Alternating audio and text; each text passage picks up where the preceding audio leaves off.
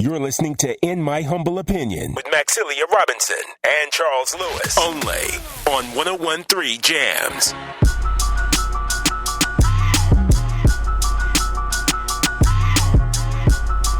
Thank y'all for listening. Could be anywhere in the world, but you're here with us, and we thank you. Sir Charles, Miss Max, Razor, AA Ron, and as promised, we are joined by none other, and I am humble as I speak for the crew, none other than our brother Dr. Taison Bell, infectious disease specialist and intensivist at the University of Virginia. Now, and hope we had Dr. Cameron Webb on before, and he shouted out that Monday podcast that he does. Okay. And so our loyal listeners, Razor should remember that. I do. That Dr. Bell does that with him. So, Dr. Bell, thank you for your continued work and serving and educating our community. How are you, sir? I'm good, and thank you for having me on. It's a pleasure to be with you all. Very, very welcome. Very welcome. Good morning. Yeah, so Miss Max, if it's cool, I'm gonna kick it to AA Ron to ask him a question. Man. That's the first question. Yeah. Let the folks know why Dr. Bell is here because apparently B2K spreading viruses or something. I am not going to insult Dr. Bell and his work and calling the new variant on Marion. See what you're doing to me right now?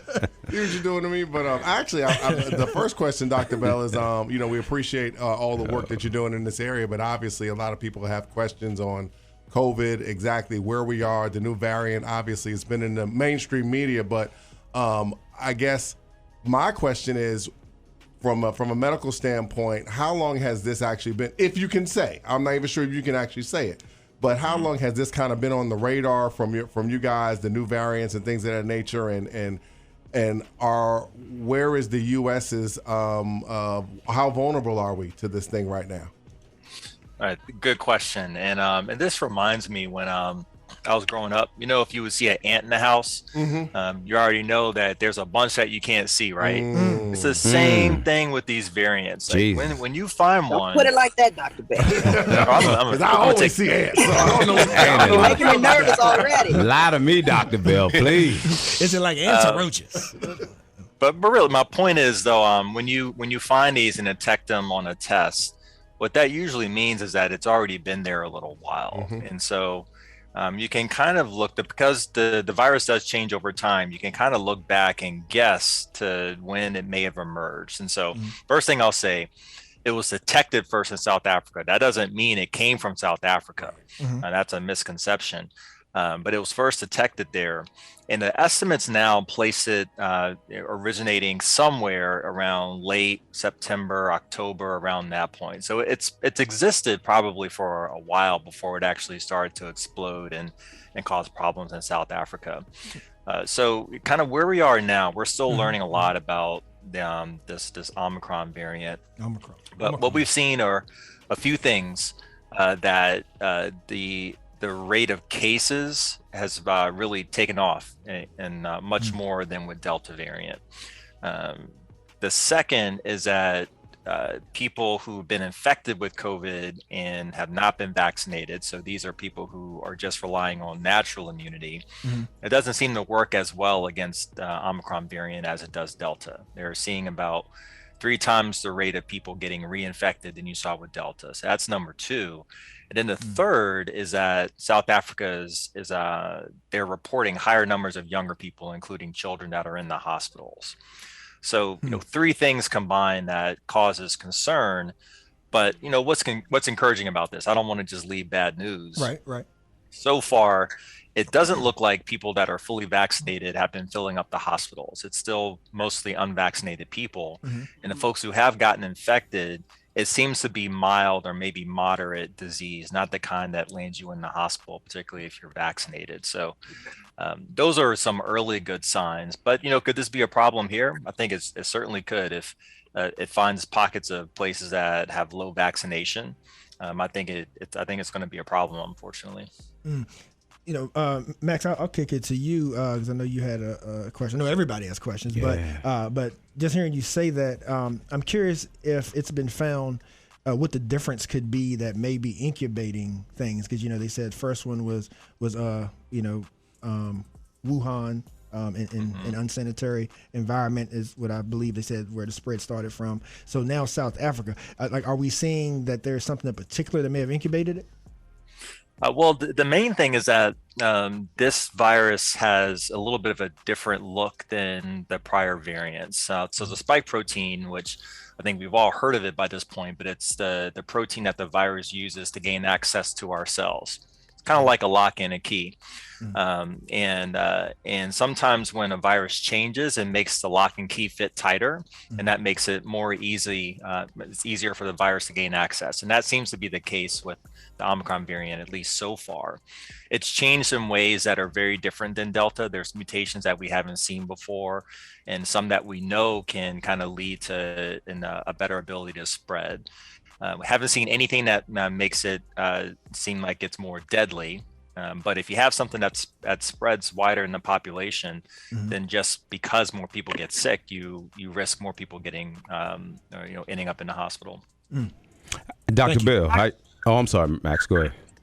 Now, just quick question. How long does the medical field believe that we are stuck in this COVID situation, new variants, coming up and things like that? Are we talking about another 3 years, another 5 years? What does the medical field say about that? Yeah, so I mean, if someone told you the answer, they'd be lying. It's a guessing game at this point. But what I will say is that I think it's safe to say that COVID's not going to go away. Like I don't think we'll be able to set the curtain down on it. I think what'll more likely happen is that it becomes one of these different kinds of viruses that we just deal with, hopefully down in the realm of the common cold where it may give us the sniffles or something, something like that. And if we need a vaccine. Well, how long until we get to that point? My guess would be around 1 to 2 years. I hope I'm wrong on the too long side and shorter than that. But the real thing we need to do, we need to get more people vaccinated across the globe. South Africa, 25% vaccinated. That's just not good enough. The continent of Africa, 10% vaccinated. So, you can see how underdeveloped countries, particularly if they're people of color, they have not been on the priority to get vaccinated. And, this is a case where our neighbors' problems become ours if they're across the street from us or if they're across the globe from us. Yeah, and Dr. Bell, that timeline sets us back every time there's a variant. Is that correct? It does. It does. And what we're really concerned about, and we haven't seen evidence with Omicron, what we're really concerned about is there's something that really breaks through vaccine protection. Which means that the protection that we've had before we don't have, and it's not like an on or off switch. It's more like you might have less effectiveness, but we don't want to mess around with this. We really have to get folks vaccinated, so the virus doesn't have opportunity to change that much more. Dr. Bell, how you doing this Razor?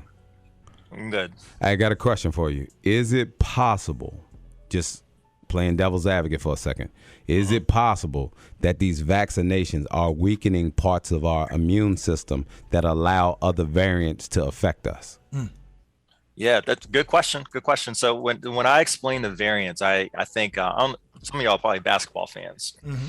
I'm a long-suffering Washington Wizards fan. Okay, I'm with you. I was a fan back when they were the Bullets. Yeah. All right, so go back there, man.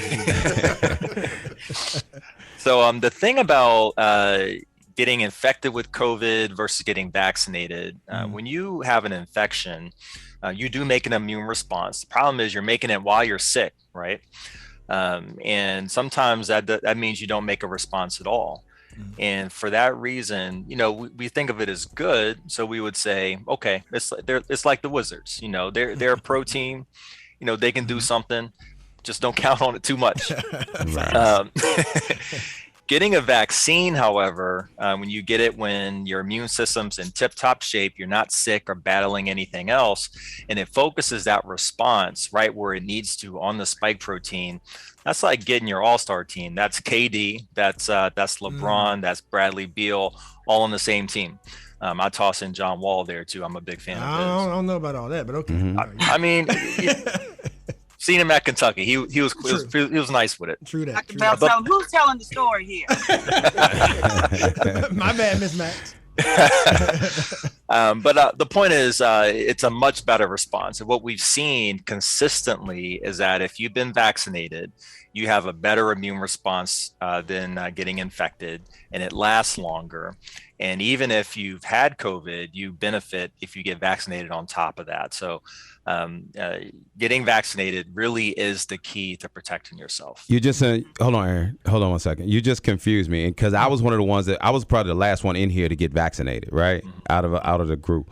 But this is where you confused me. You said as long as you're healthy and you got your all-star team. But when they were trying to get vaccinated, they were trying to push on me because I found out I was diabetic.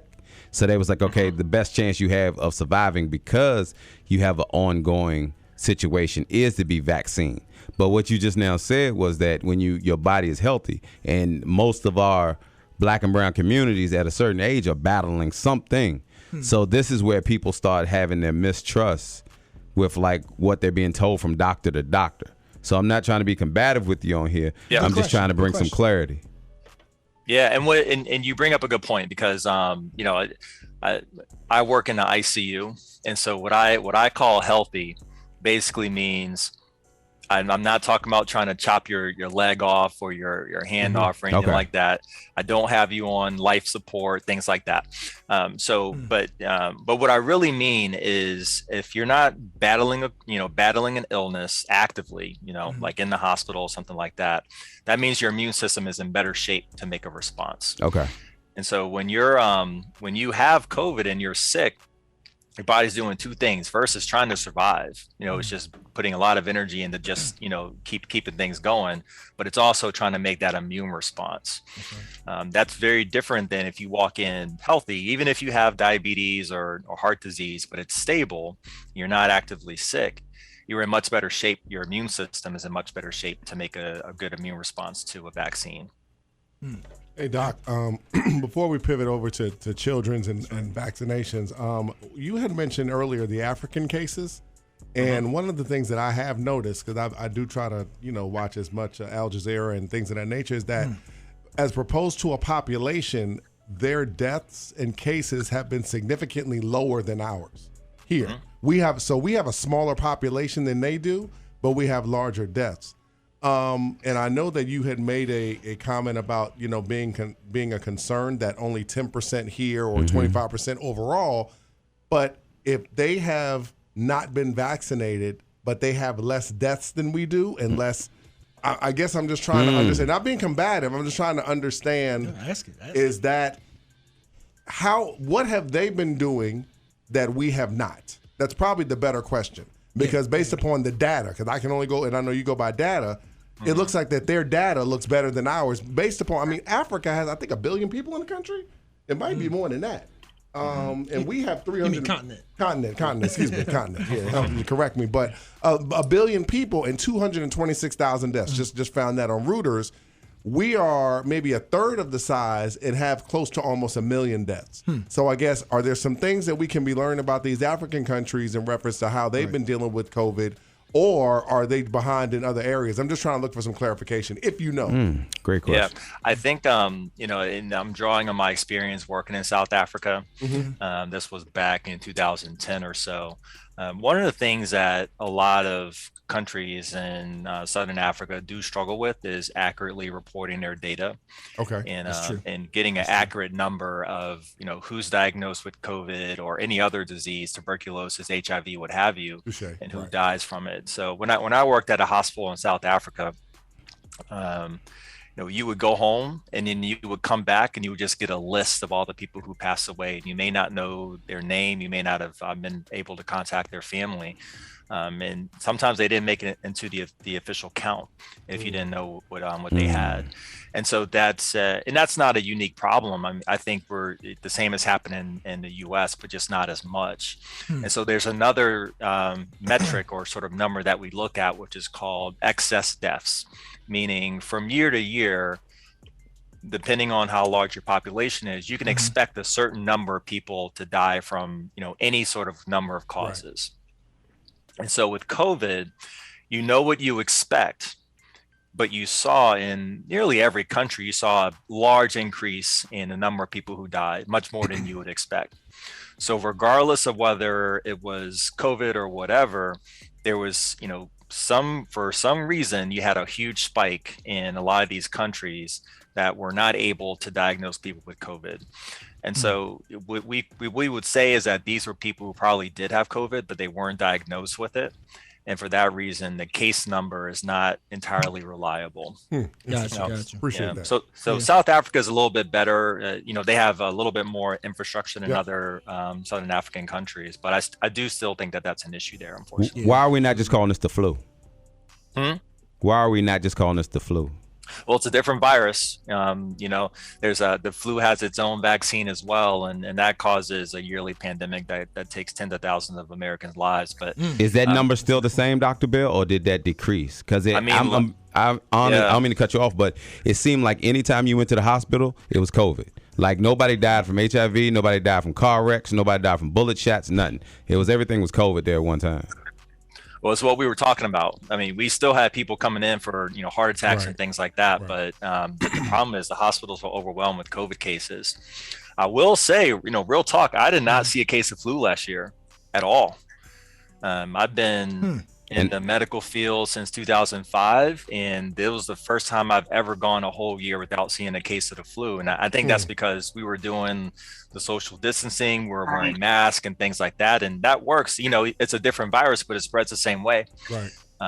COVID spreads easier than the flu, actually. So I think that's why we didn't see any flu cases last year. We actually have some this year, but they are different. The flu, we had the pandemic flu back in the early 1900s, but we haven't seen anything like that since. And COVID has a more of an ability to spread. It's a big difference. Yeah. I have real quick, guys, before we transfer over to the topic of children, just really quick.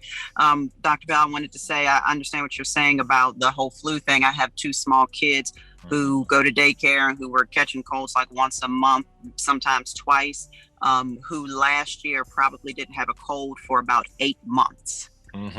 So that means you didn't have a cold for 8 months. Right. But I wanted to ask you, because as a doctor, I've heard you say your recommendation is that we got to get more people vaccinated. And that's based on your medical expertise. One of the things that I'm having a hard time understanding is when you hear people that work in the medical field, your nurses and your doctors, who are refusing to get the vaccination, and not necessarily because of like religious reasons or health reasons. UVA itself lost some nurses and some doctors to this. And I can't understand when you're seeing the effects of COVID, the death toll and whatever, up close and personal on a daily basis, and then still refuse to get vaccinated unless they know something we don't. Like, what's the logic there? But I wonder if you can speak on why the healthcare providers don't even want to get it. Yeah, I think great question. My grandmother used to tell me that there's only one perfect thing, and that's that's God above, and everyone else has flaws. And so I think the one thing I'll say is that you're always going to have people who can't get with it. The vast majority, all the people that I work with in the COVID ICU who've actually taken care of COVID cases, they're vaccinated. We haven't had anyone leave who's taken care of COVID patients here because they refuse to get vaccinated.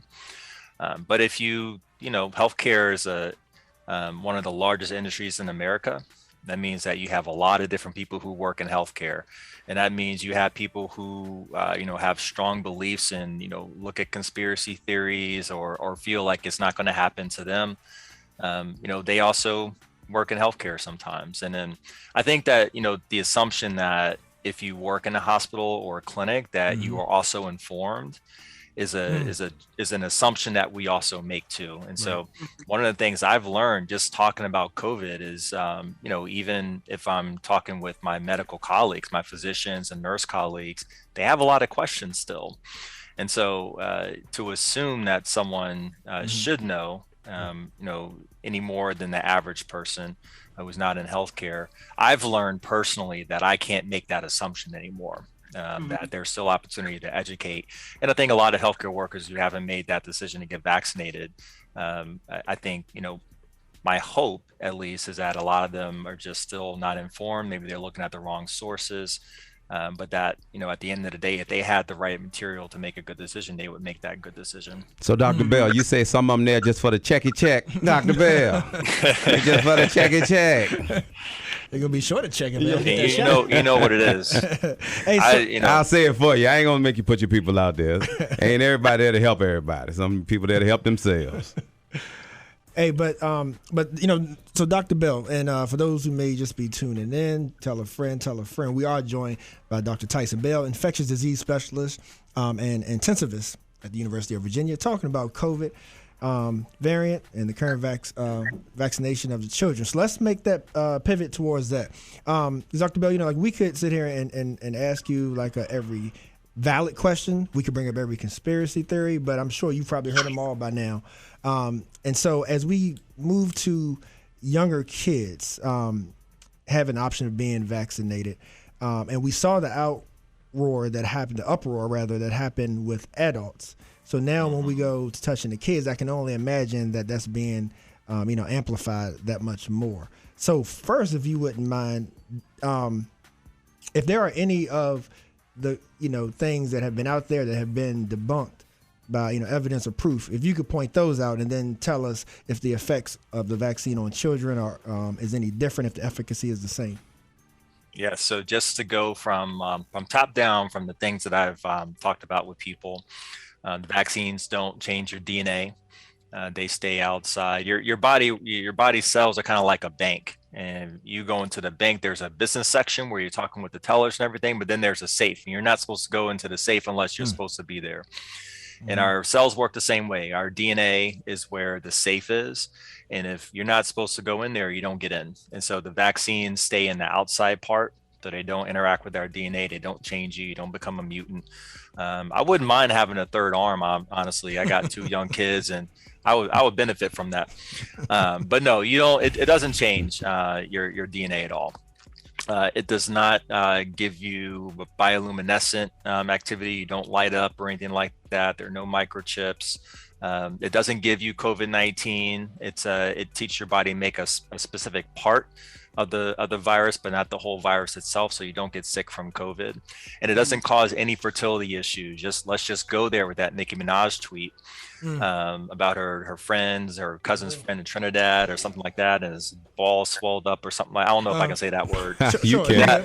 But we have revoked all of Nicki Minaj's queen's credentials. So that's funny. Come on, baby girl.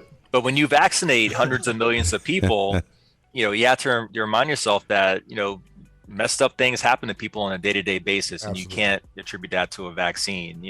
I know, if you got a vaccine or you tried something new and then you went out and twisted your ankle, you wouldn't say it was because I took a vaccine that I twisted my ankle. Some people would. Maybe. Some people would. But the greater point is that these are incredibly safe vaccines. There's nothing that's been as well studied as these vaccines at this point, and I have full confidence that they're going to do the job and not lead to any long-term side effects. And that's why my son, he was 7 at the time, he now turned 8. He got vaccinated. I had him in line the day that the CDC authorized it, and 1 hour after the director said it was okay, he got his shot in his arm. That's how important it was for us to get him protected. When it comes to our kids, we think different.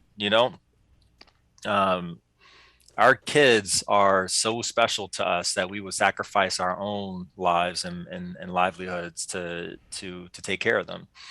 So it's always higher stakes, we feel, when we're talking about our kids, and then combine that with the fact that children do tend to do better with being infected with COVID, and that's a good thing.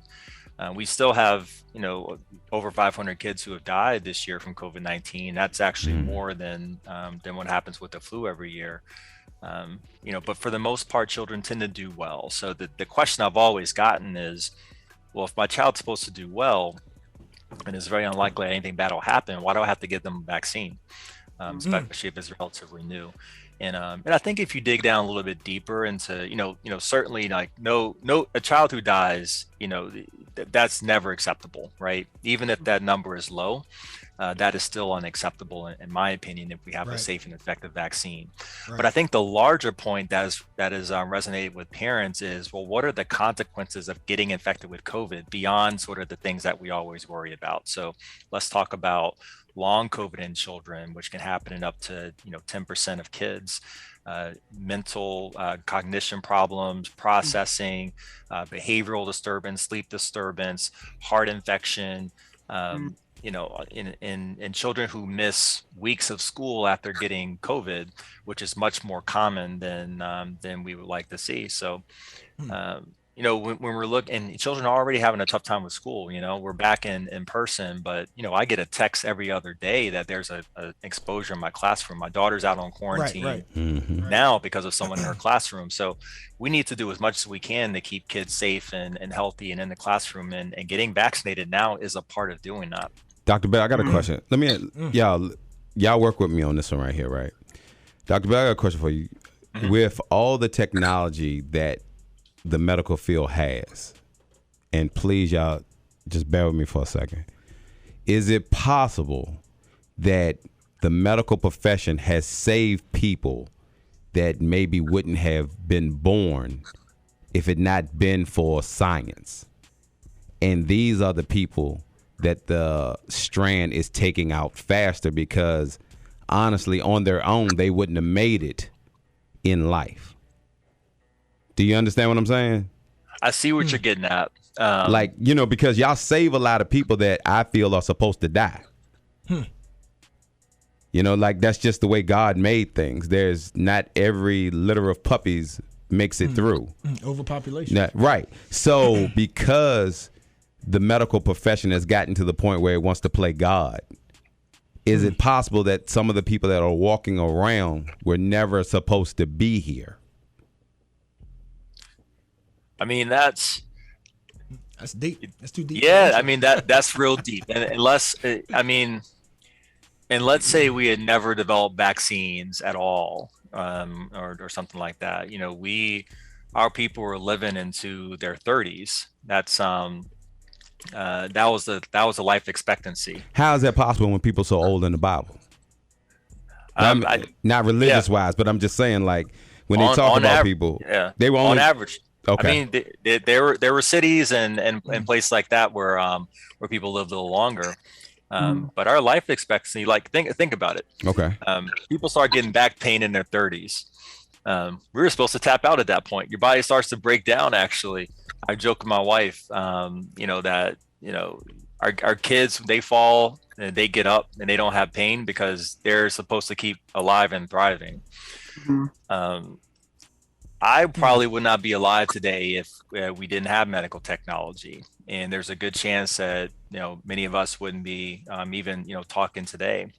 So it's true that healthcare has both allowed us to have a civilization that has had these advances because we've been able to combat disease, to develop medications that can, even if you have chronic disease, you can live longer, healthier lives, and have things like surgeries and hip replacements. I was riding a skateboard last February, and don't ask me why. But you might as well just tell us why right now. Yes, sir. You brought it up, Doc. I mean, no, it's that's that pride thing right there. I blame the pandemic. There we go. He gonna blame it on Mario. I was on lockdown. The Lupe fiasco kick push came on, and I was like, you know what? Had to move. Always wanted to learn how to skateboard, so I picked one up. Broke my elbow, right, and wasn't able to use my right arm. That would have been a death sentence. Back in the day before we had technology, but I got a plate and got the surgery and all that, so I was able to still go to work and provide for my family, which would have been something a couple hundred years ago. That would have been it. Yeah. So I see where you're going with this. That there's the survival benefit, or people who are able to sort of survive things. We have a different sort of reserve as a nation. The fact that I wear glasses, where um, populations that have not had access to technology, folks in the Amazon and Aboriginal populations, their eyesight's a lot better than ours, because they've had to have better eyesight. They don't have corrective vision and things like that. I think that to extend that to why a virus is attacking more vulnerable populations than others, it ignores the effects that we've had on each other. And what I'm getting at here is the effects of systemic racism in health and in society that have led to these structural inequities that have left populations vulnerable, that connects with our skin color. So it's hard to separate those two things out. And I think at this point, if we're here, we deserve to be here, and we deserve the opportunity to survive and thrive just as anyone else. And Dr. Bell, thank you. And to that point, and Razor's point as well, like there's an old adage, wealth can't buy health. And and one thing that I constantly say too is that, to your point, Razor, is that like times before also included the society before, right? And I even bring it home, like talking to grandparents now, right? It's like they grew up on a farm, like they ate fresh food, Right. So it's like now the junk that we get from most grocery stores ain't fresh at all. So so my thing is kind of like, if you put junk in, sometimes it takes junk to get other junk out, unfortunately.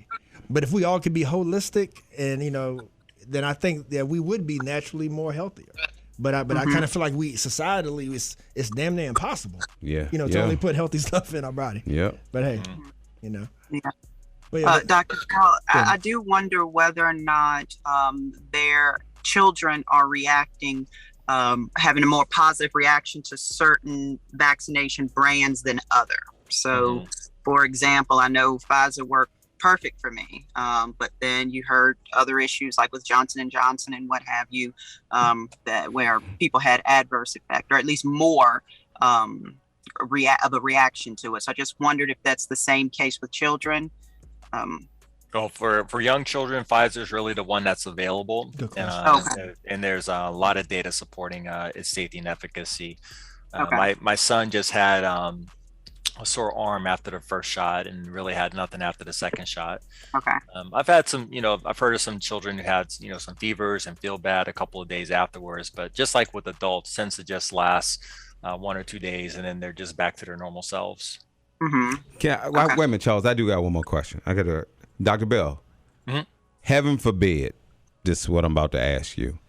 What would we do as a society if we found out that these vaccines had an adverse effect on everybody that took it?